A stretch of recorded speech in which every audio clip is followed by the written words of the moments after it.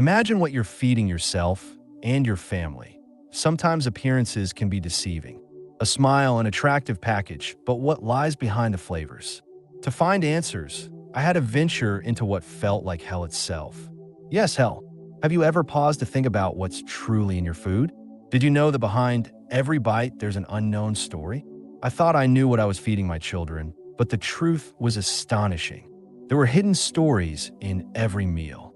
I delved deep into the abyss, confronting truths the food industry tries to conceal, and everything I saw changed my life. It will change yours too. The devil is cunning and sets his traps in various ways in our lives. If you want to know all the devil's traps, subscribe to our channel and download our digital book, The 10 Deadly Sins That Lead to Hell. The link is in the first pinned comment. Units are limited, so download it now and don't miss out. Don't fall into the enemy's traps anymore. Hello, my name is Miguel, and today I want to share a story that completely transformed my life. I am a devout Catholic and have always sought God's guidance in everything I do. Since childhood, I dreamed of owning a cafe, a cozy place where people could gather, share laughs, and enjoy good food. But the reality of my cafe, Heaven's Flavor, was far from my dream. Every day, I saw my competitors, big fast food chains, bustling with customers, while my tables remained empty. My heart ached seeing those cafes always full, while I struggled to keep my business afloat. What was I doing wrong? What did those brands have that I didn't? Frustration began to consume me. Then, one night, exhausted and desperate, I sat at my cafe's table and decided I couldn't bear this weight alone. With tears streaming down my face, I looked up to the heavens and called out to Jesus. I begged from the depths of my soul for him to show me how to achieve the success I saw in the big fast food chains, but always within the principles I value. I wanted him to guide me, to illuminate my path, and show me what to do. As my prayer intensified, I felt a mix of desperation and hope. I wept, imploring him to give me a sign, a clear answer. Please, Jesus, help me. Show me what I need to do. I pleaded. And when I finished praying, music, in those moments of deep despair, I was transported to a place I could never have imagined. Hell. As soon as I opened my eyes in this new world, oppressive darkness greeted me. A strong smell of smoke and something acidic permeated the air, almost as if the very atmosphere was in pain. Each breath was a suffocating reminder that I was in a place I shouldn't be. The silence was heavy, as if every step I took was on ground filled with others. At every movement, I felt watched, as if those shadows and echoes were fully aware of my presence. My heart raced as an anguishing sense of expectation took hold of me. I didn't know why I was there or what it meant, but what was to come would be terrible. But before I continue, don't forget to download the digital book, The 10 Deadly Sins That Lead to Hell. It's crucial you get it now before they run out. As I ventured deeper into that distorted vision of hell, my unease grew. I walked through a labyrinth of shadowy streets, the signs of familiar brands glowing with an astonishing intensity. It was a surreal scene. The symbols that once attracted me now served as a constant reminder of what I stood to lose if I pursued success at any cost. I headed toward a well-known cafe, a huge fast food chain that was always bustling during the day. As I approached, a strong smell of fried food and something more acidic hit me. The door opened by itself, and I was drawn inside. The scene that unfolded was terrifying. Inside, there were no cheerful customers. Instead, I saw cooks with defeated expressions, their pale faces and lifeless eyes moving mechanically, like automatons forced into an unrelenting routine. The tables were empty, and the only light came from the hissing fryers, which seemed more like voracious pets than machines. I stood in shock, watching a group of chefs in a dark corner of the kitchen, surrounded by a smoky haze that seemed to whisper secrets. They were performing a dark ritual, mixing ingredients I knew weren't merely edible. The atmosphere was charged with palpable tension, and there was an intense smell of spices and something more, a bitter essence evoking despair. While hidden in the shadows, I could hear the murmurs of incantations spoken in low, dragged-out voices, like a distant lullaby growing increasingly disturbing. One of the chefs, with sunken eyes and a dull sheen, held a bowl filled with a swirling dark mixture. He lifted it toward the others, and the group leaned in, bowing before the vessel as if it were an altar. "For success, we offer the essence of our souls," he exclaimed. Then, in unison, they repeated a series of words that sounded like an invocation. The words seemed to dance in the air, a strange energy emanating from that sacrificial act. The chefs working there exchanged their souls for a single secret recipe, one that would bring them fame. The price was high: their hopes, dreams, even their emotions. The realization that a single recipe could come at such a terrible cost was anguishing. A wave of compassion and horror washed over me. This was the secret fueling the success of those brands. A terrible trade for recognition. Diverting my gaze toward the line of fryers, I saw each piece of food cooking frantically, but each morsel seemed to tear apart with silent screams. When the dishes were finished, they weren't just the food people adored. They were trophies of exorbitant emotional cost. I tried to imagine how many lives were being consumed to create those flavors that drew crowds, and how far those chefs had gone in pursuit of success. With every new fragrance filling the air, it was as if the souls of the captives were being swallowed, adding a pinch of their essence to the menu. With every served dish, a shadow departed, a dream was lost forever. It was a cruel, unrelenting cycle where what people cherished in their food carried the weight of a cursed fate. Finally, the scene became unbearable. I needed to escape. The pressure of that revelation crushed me, and a mix of compassion and horror prevented me from watching further. I knew I had to take this experience back with me, not just as a warning, but as a mission. The desire for success should not be achieved at the expense of innocent souls. I couldn't allow that to become my path.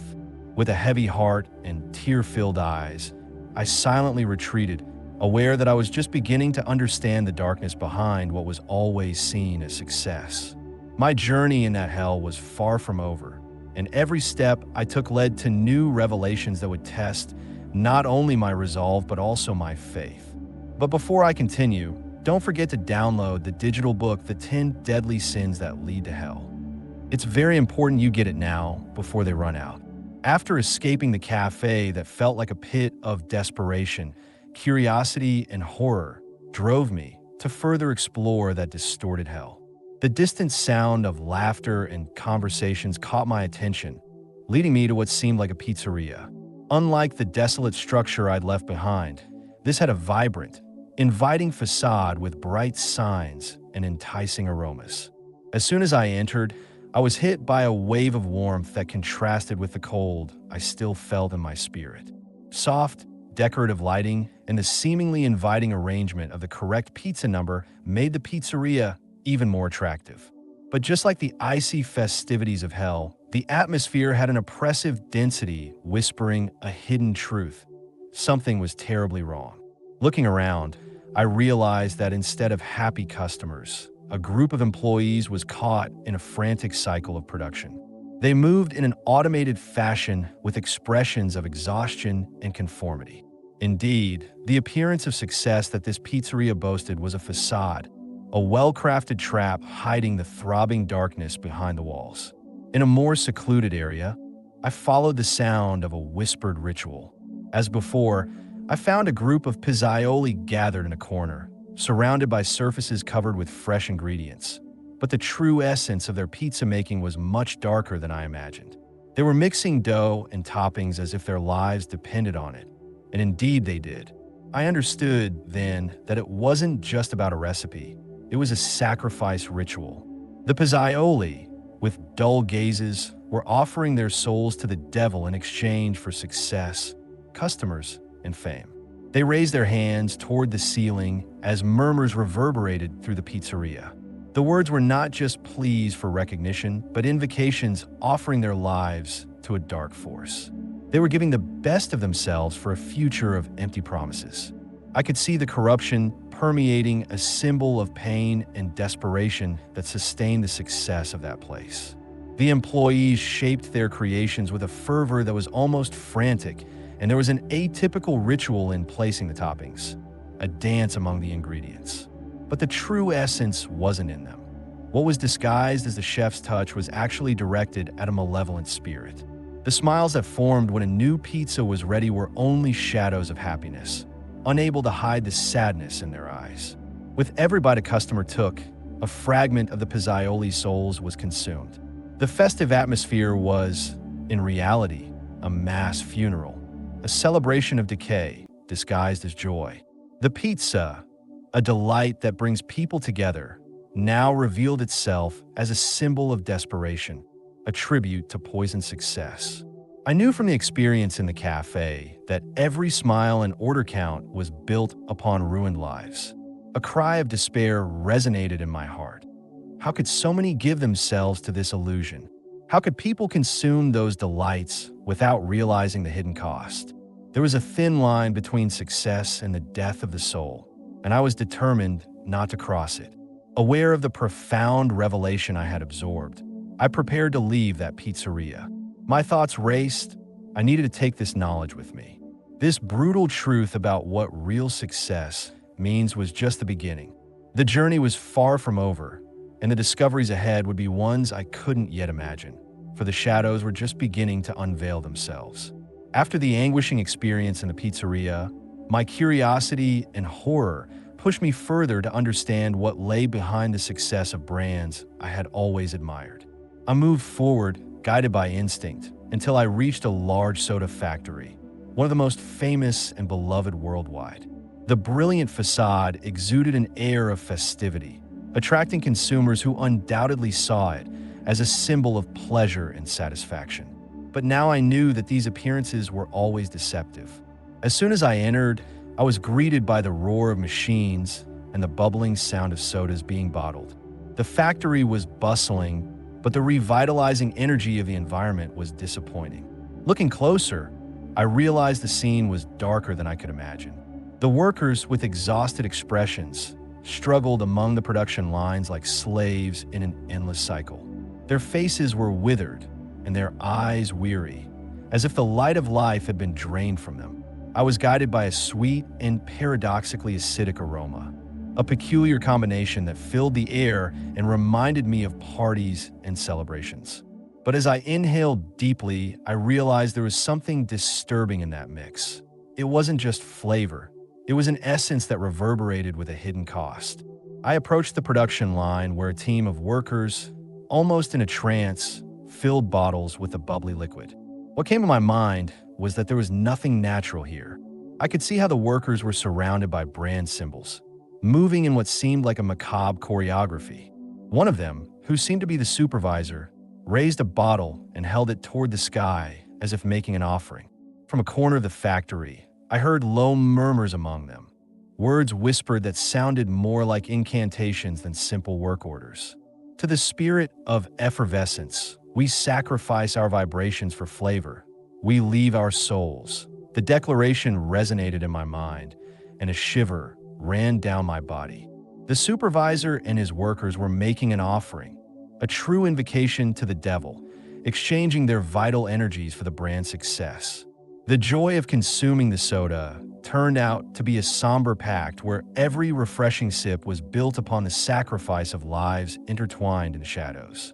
I felt a pang of pain observing that every new batch of soda not only quenched thirst, but also slowly drained the joy and vitality from the workers.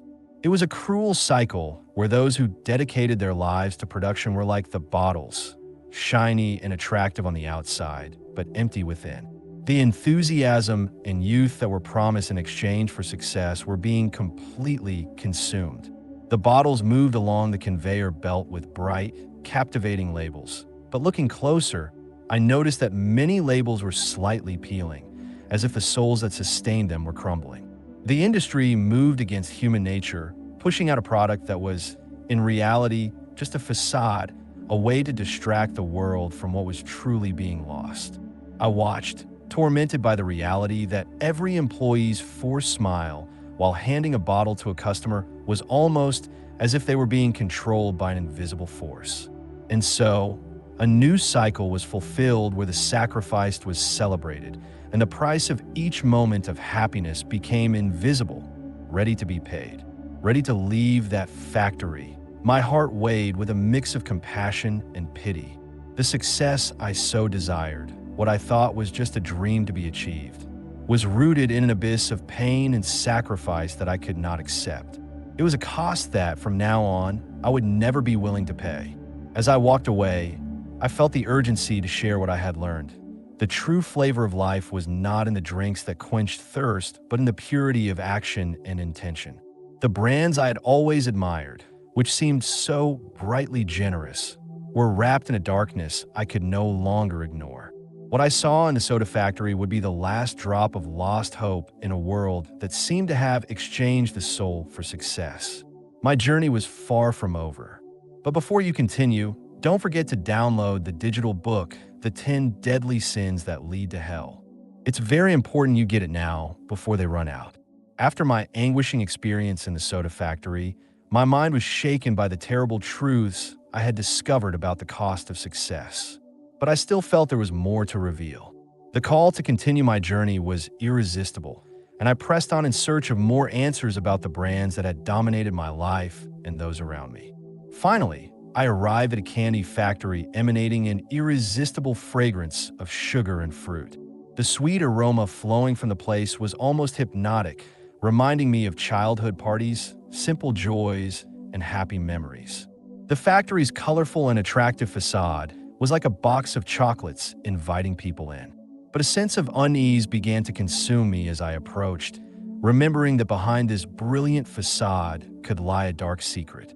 As soon as I crossed the gates and entered the factory, I was overwhelmed by a spectacle of colors, shapes, sweets, and vibrant candies moved on conveyor belts, while the laughter of children echoed throughout the space. But as my vision adjusted, I realized the children weren't there as happy visitors. They were working. The innocent, happy looks I thought I saw were, in fact, replaced by expressions of fatigue and sadness. Children of all ages crowded around production terminals, shaping sweets and candies under the cold, in different supervision of adults. What should have been a world of fun and joy had transformed into a field of forced labor. I stood paralyzed, observing how they were trapped in an unrelenting routine. Each child seemed involved in a frenzy of production, creating irresistible delicacies that would soon be sold on shelves worldwide. However, I realized that behind the colorful sheen of the candies lay a terribly high price. As they molded, mixed, and packaged, I saw their souls being drained, not just by the labor, but by the disdain their dreams and hopes received. The laughter that once filled the space had transformed into uneasy silences, as if the factory itself absorbed the childhood joy, turning childhood dreams into illusory products. As I moved closer to the production line, I encountered an even more shocking scene. A group of children, with no choice, mixed a sticky, sweet substance that was not just sugar. Tears streamed down their faces, forming small pools on the polished floor. The mixture was infused with a dark element, a remnant of souls already lost in production. I observed, exhausted, knowing these children were being exploited and manipulated. The candy we consumed, which we adored during family gatherings, actually carried with it a part of the purity and innocence that was being overlooked. How could these children pay such a high price for something presented as simple and delicious? Even with my guts twisted with compassion, I became aware of a clearer truth in my mind. These brands that seemed to bring happiness and joy were feeding off the vulnerability and innocence of children. What was offered as something sweet was, in reality, poisoned by cruel choices and unattended losses.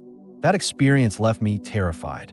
I knew I needed to leave, and, with heavy reflections driving me away, I was struck by the urgency to share what I had discovered, that what we consume must be valued for its true worth, and no victory should be achieved at the expense of unlived lives.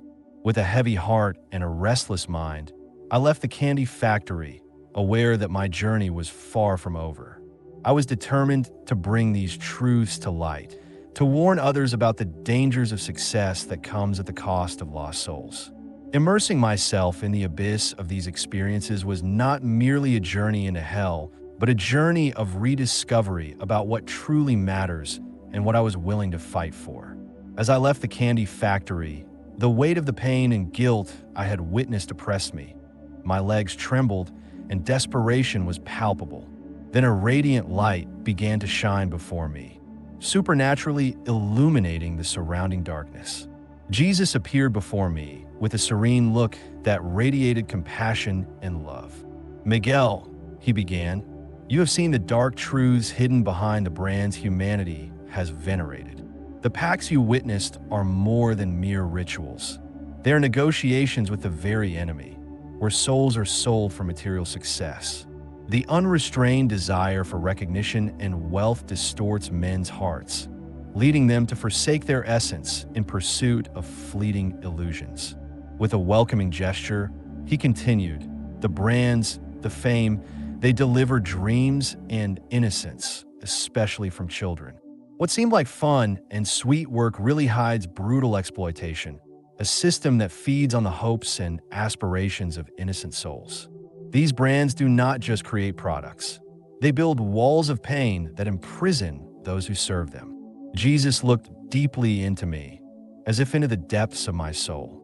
True success is not found in wealth or fame, but in love, authenticity, and ethical choices.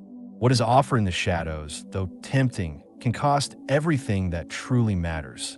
He appeared firm and hopeful as he concluded, "I came so that hearts may be enlightened and those who seek the truth can see beyond the world's traps. Share what you have learned, Miguel, so that others may free themselves from the claws of darkness. True life and true success come from a genuine connection with love, not from dark sacrifices. The light that now shone in me must be spread so that others may find their way home." Jesus' words resonated within me, bringing clarity, hope, and renewed responsibility. I wasn't there just to witness what I had seen. I was there to fight against the darkness and bring to light the truth that would change lives. Suddenly, everything faded. I was dragged back to reality, abruptly awakening with my heart racing. I looked around and realized I was slumped over the counter of my cafe, Heaven's Flavor. Daylight filtered through the windows, and the familiar smell of food I was trying to prepare floated in the air. But instead of comfort, a chill ran down my spine as I recalled the revelations I had witnessed. What I saw in my dream was not just an illusion. It was an urgent call to action. Sitting upright, with trembling hands gripping the counter's edge, the clarity hit me like a bolt of lightning. The truth Jesus showed me bombarded my mind, and a new purpose began to form in my heart. I couldn't remain silent, watching destruction and exploitation without doing something. I needed to transform that pain into a movement of love and awareness. With tears of gratitude streaming down my face, I knelt before the crucifix hanging on the wall. "Thank you, Jesus," I murmured between sobs. "Thank you for showing me the truth, for opening my eyes to what really matters." With a voice full of determination, I continued, "Now I entrust this restaurant to your kingdom, Lord. I want every meal here to be a testament to love, honesty, and integrity. Let every dish bring happiness and blessings, not just to those who enter through these doors, but also to their families, because meals should be worthy and made with a true purpose. I want Heaven's Flavor to be a place of light and hope." I stood up, and at that moment, a wave of determination filled me. I needed a plan. I became an advocate for truth and transparency regarding the food we provide to our families. I started awareness campaigns about the dangers and exploitation behind the food we consume daily. I created a website and social media pages where I shared the truths I had discovered, warning others about the dark rituals sustaining the food industry. My post began to gain attention, and with community support, we organized talks and workshops on how to choose foods that nourish not only the body but also the soul. I sought out local suppliers who upheld ethical farming practices, promoting a model that honored the land and workers. I visited schools and organizations, engaging children and their families, making them reflect on what they were actually putting on their tables. My goal was not only to open their eyes about what eating meant, but also to teach them the importance of making conscious choices that benefit both people's health and the planet's well-being. I realized I was fighting against the forces of evil, but recognizing the truth and sharing it made all the difference. The transformation in my cafe spread like wildfire. People began to come not just to eat, but to join a movement. We can change this together. I often repeat it in our gatherings. Every day, I thank Jesus for guiding me here. In him, I found the strength to reject the superficial and fight for the true. From that day on, Heaven's Flavor was no longer just a cafe. It became a beacon of hope, a place where the true joy of eating and sharing was celebrated, always with the intention of honoring God's kingdom.